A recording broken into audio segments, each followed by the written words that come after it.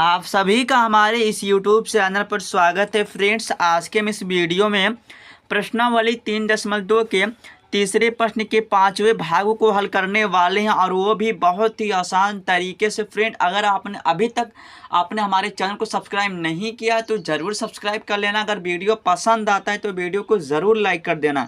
आप लास्ट तक वीडियो को देखना। अगर आपको वीडियो पसंद ना आए, ऐसा हो ही नहीं सकता है, ठीक है। तो देखते हैं जो तीसरा प्रश्न है, मतलब तीसरा प्रश्न नहीं, मतलब जो तीसरा प्रश्न है इसी के अंतर्गत सभी प्रश्न है, ठीक है। देखिए क्या कह रहा है, निम्न समस्याओं में रैखिक समीकरण युग्म बनाइए, उसके बाद उसका जो हल है आपको प्रतिस्थापन विधि द्वारा ज्ञात करना, ठीक है। देखते हैं पांचवा प्रश्न क्या कह रहा है। यदि किसी भिन्न के अंश और हर में 2 जोड़ दिया जाता है तो वह 9/11 हो जाती है और हो जाती है। स्त्रीलिंग है क्या, ये 9/11 हो जाती है। फिर कह रहा है यदि अंश और हर में 3 जोड़ दिया जाए तो वह 5/6 हो जाती है, तो वह भिन्न ज्ञात कीजिए। देखिए फ्रेंड्स, आप मेरी क्लास में आए हैं, आपको एक भी प्रश्न रटने की आवश्यकता नहीं है। हम आपको बहुत ही आसान से आसान विधि बताए और बहुत ही आसान से आसान तरीके से कैलकुलेशन करना सिखाऊंगा, ठीक है। तो चलिए बिना बकवास बिना देर किए हम वीडियो को स्टार्ट करते हैं, मतलब प्रश्न को हल करते हैं। देखिए यहाँ पर हम लिखेंगे हल, और हमसे प्रश्न में कहा गया कि वह भिन्न ज्ञात कीजिए ना, तो हम वही मानेंगे जो हमको ज्ञात करना रहता है, हम वही मानकर हल करते। लिखे यहाँ पर माना, ठीक है। उसके बाद मान लेंगे जो भिन्न का जो अंश है, जो भिन्न का अंश है उसको हम x मानेंगे, ठीक है। जो भिन्न का अंश है उसको हम क्या करेंगे, x मानेंगे। फ्रेंड्स, आप कुछ भी मान सकते हैं, कोनो माने ना है कि आप x ही माने, ठीक है। x मान लिया। अब देखिए जो भिन्न का हर है उसको हम y मान लेंगे, और यहाँ पर भी कोई माने नहीं है x y। देखिए x y इसलिए हम मानते हैं क्योंकि ज़्यादातर मानते हैं, ठीक है। तो भिन्न का जो हर है उसको हम y मान लिया, ठीक है। अब मैं आपसे अगर एक बात पूछूं, अगर आप कोई भी संख्या, अगर मैं आपसे कहूं जैसे यहाँ पर 4,5 है, ठीक है। अगर मैं कहूं ये 4 है और 5 है, ठीक है। आपको इसको क्या करना है, भिन्न के रूप में लिखना, तो आप कैसे लिखेंगे, 4/5 के रूप में लिखते हैं। इसी तरह अगर मैं आपसे कहूँ इसको आप लिखेंगे भिन्न के रूप में, तो x/y हो जाएगा। बस आपको समझ में आया। अब देखिए आगे प्रश्न क्या कह रहा, आप लिख लेना। प्रश्नानुसार हम लिखते हैं प्रथम स्थिति या फर्स्ट केस, ठीक है। आप लिख लेना प्रश्नानुसार, हम लिखते हैं यहाँ से फर्स्ट केस। देखिए प्रश्न में आगे कह रहा है, देखिए हम पढ़ रहे हैं, ऐसे में मालूम चल रहा है कि हम कुछ इसमें जानते नहीं। देखिए हम प्रश्न को पढ़कर तब प्रश्न को बनाएंगे। यदि किसी भिन्न के अंश में, देखिए यहाँ पर कहा है यदि किसी भिन्न, तो भिन्न हमारा इसको हम x/a के रूप में लिख सकते हैं, बिल्कुल लिख सकते हैं। तो x/a हमारा y हो गया। अब कह रहा है अंश और हर में, अंश और हर में हम 2 जोड़ दें, लो 2 जोड़ दिया तो वह 9/, क्या हो जाता है, 11 हो जाती है। हो नहीं जाता, हो जाती है 9/11। यहाँ से क्रॉस मल्टीप्लाई करेंगे भैया, पहला समीकरण प्राप्त हो जाए, ठीक है। अब देखिए यहाँ से क्या होगा, हमारा 11x हो जाएगा प्लस 22 होगा, और यहाँ से देखिए 9y होगा प्लस क्या होगा 18 हो जाएगा। यहाँ से देखिए 11x हो जाएगा माइनस 9y हो जाएगा, इधर आके घट जाएगा तो -4 हो जाएगा, ठीक है। यहाँ से हमारा पहला समीकरण प्राप्त हो गया। अब लिखेंगे हम सेकंड केस या द्वितीय केस। देखिए फ्रेंड, मैं आपको बहुत सी अभी तो मतलब थोड़ा टाइम लगेगा। मैं पहले ही कहा कि मेरे वीडियो में टाइम लग सकता है, लेकिन यहाँ से आप प्रश्न को रट कर नहीं बल्कि सीख कर जाओगे। अब देखते हैं दूसरा केस क्या कह रहा है। फिर कोई भिन्न है, फिर कहा कोई भिन्न है, मतलब x और y तो हमारा रहेगा ही रहेगा, और कह रहा है कि दोनों में अंश और हर में दोनों में हम 3 जोड़ दो, लो 3 जोड़ दी है, तो वह क्या हो जाता है 5/6। यहाँ से क्रॉस मल्टीप्लाई, देखिए क्या होगा 6x होगा प्लस क्या होगा 15 हो जाएगा, ठीक है। ऐसे कर रहे हैं तो समझ ही ना पाए, क्रॉस मल्टीप्लाई तो करते जा रहे हैं, ठीक है। यहाँ से क्या होगा फिर 5y होगा प्लस क्या हो जाएगा 5×3 = 15 हो गया। देखो गलत हो गया, यहाँ पर क्या होगा 6×3 क्या होता है 18, ठीक है।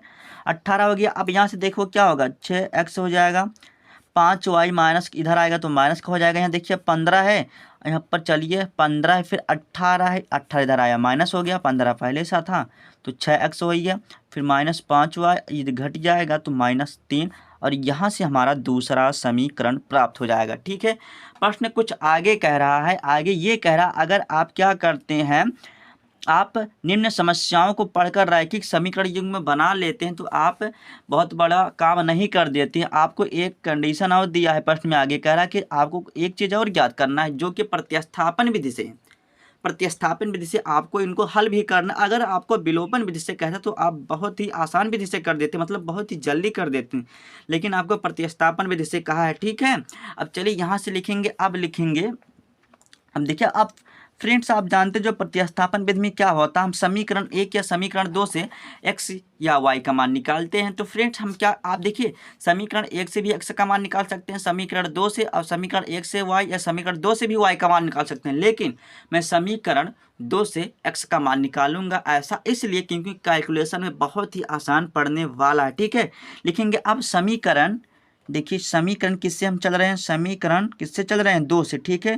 तो हम लिखेंगे समीकरण किससे, 2 से। समीकरण जो 2 है हम एक बार उतार लेते हैं, मतलब लिख लेते हैं 6x होई माइनस 5y बराबर माइनस का 3 हो जाएगा। इतना करने के बाद देखिए हमें x का मान निकालना है ना, 6x हो जाएगा, यहाँ से माइनस 3 हो जाएगा, 5y आएगा प्लस का हो जाएगा। ठीक है, अब x बराबर क्या लिख सकते हैं, देखिए यहाँ से -3 प्लस 5y, और यहाँ पर ये गुना कर इधर आएगा भाग करेगा, मतलब बटे में हो जाएगा। ठीक है, और इसको क्या करते हैं, इसका जो हम नाम है, इसका समीकरण 3 नाम रख देते हैं। ठीक है, इसका भी नामकरण रख देते हैं पंडित को बुलाकर। ठीक है, इसको हम क्या करते हैं, समीकरण 3 का नाम दे देते हैं। ठीक है, ये हमारा समीकरण 3 प्राप्त हो गया। ठीक है, इतना करने के बाद अब हम लिखेंगे x का मान, समीकरण किस में रखेंगे, 1 में। लिखेंगे x का मान समीकरण 1 में रखने पर, या लिख सकते हैं समीकरण 3 का मान समीकरण 1 में रखने पर। देखिए फ्रेंड्स, आपको जैसा आसान लगे आप वैसे लिखना। ठीक है, तो अगर हम लिखते हैं x का मान समीकरण 1 में रखने पर तो ऐसे आसान पड़ेगा। ठीक है, हम लिखते हैं, फिर लिखेंगे x का मान, x का मान किस में रख रहे हैं भैया, समीकरण किस में रख रहे हैं, 1 में रखने पर।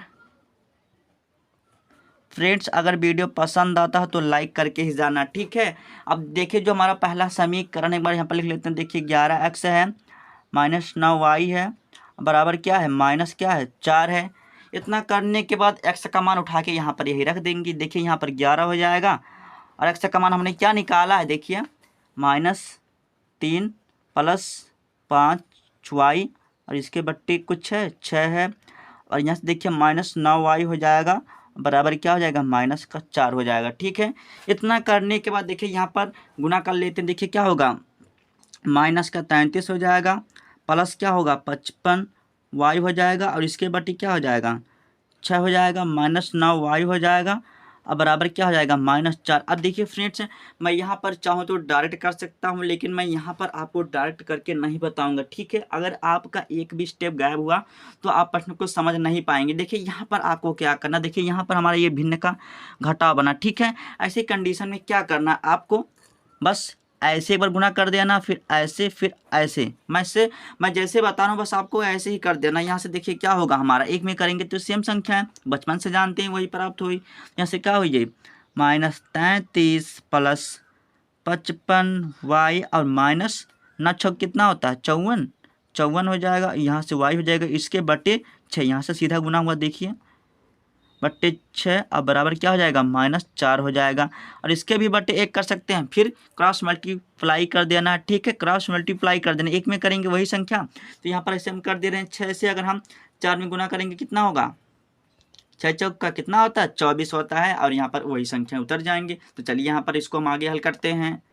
अब देखिए फ्रेंड, इतना करने के बाद हम क्या करेंगे, यहाँ पर देखिए घटा देंगे, क्या होगा 5 मतलब 55y है। ठीक है, और यहाँ से देखिए 54y, तो यहाँ पर घटा देंगे, हमें क्या होगा, 1y प्राप्त होगा, तो 1 को लिखा नहीं जाता, तो यहाँ पर हम y लिख देंगे।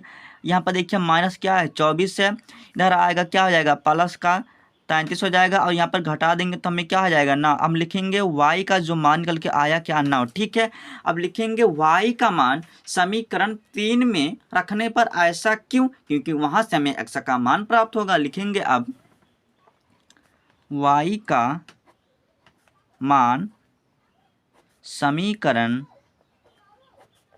3 में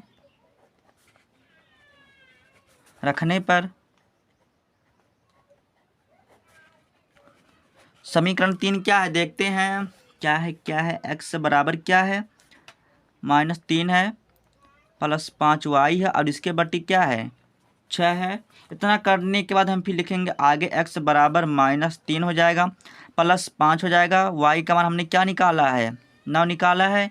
अब गुना करेंगे 9, अगर हम 9 और 5 का गुना करते हैं कितना होता है, कितना होता है, 45 होता है।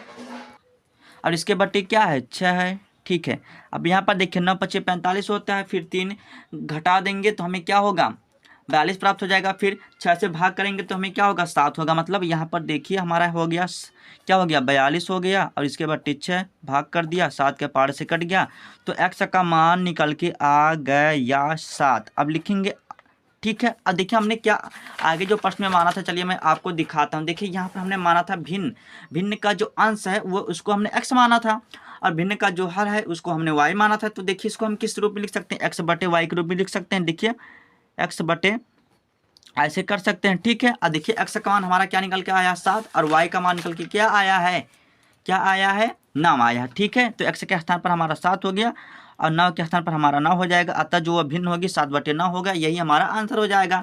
तो फ्रेंड्स मैं उम्मीद करता हूँ कि वीडियो आपको जरूर पसंद आया होगा। पसंद आया तो लाइक कर देना, अगर चैनल पर नया है तो चैनल को जरूर सब्सक्राइब कर लेना।